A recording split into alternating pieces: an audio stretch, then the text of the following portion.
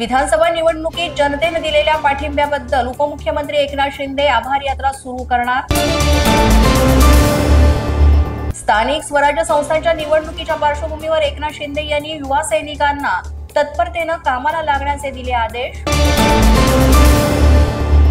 मनसे अध्यक्ष राज ठाकरे 2 दिवस नाशिक दौऱ्यावर जाणार असून पालिका निवडणुकीबाबत स्थानिक पदाधिकाऱ्यांची चर्चा करणार आहेत। पुण्यात दुर्मिळ गुलेन-बॅरे सिंड्रोमचे 59 रुग्ण आढळले असून 12 जण व्हेंटिलेटरवर आहेत अशी माहिती। राज्य परिवहन महामंडळाच्या भाडेवाढीबाबत आज निर्णय होणार।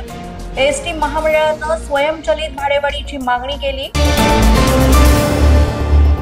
मुंबईत फक्त सीएनजी आणि इलेक्ट्रिक वाहनांना परवानगी देण्यासाठी राज्य सरकारने अभ्यास समिती स्थापन केली।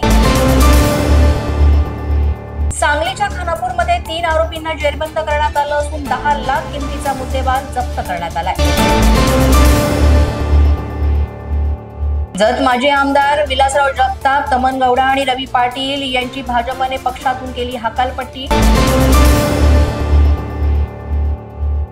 मिरज पंढरपूर मार्गावर दारू तस्करी करणाऱ्या दोघांना अटक करण्यात आली असून 68 लाख किमतीचा मुद्देमाल जप्त करण्यात आला। कापसाचे दर वाढतील या आशेने अनेक शेतकऱ्यांनी कापूस विक्री थांबवली असून सीसीआयने दर वाढवल्यास शासकीय खरेदी बंद होईल असे सूचित केले गेले। अशाच नवनवीन अपडेट्ससाठी आणि ताज्या बातम्यांसाठी पोलीस माझा न्यूज YouTube चॅनल सबस्क्राइब करा। तसंच आमचं फेसबुक, इंस्टाग्राम आणि ट्विटर अकाउंट फॉलो करा। अधिक माहितीसाठी आमच्या www.polismazanews.com या वेबसाईटला भेट द्या।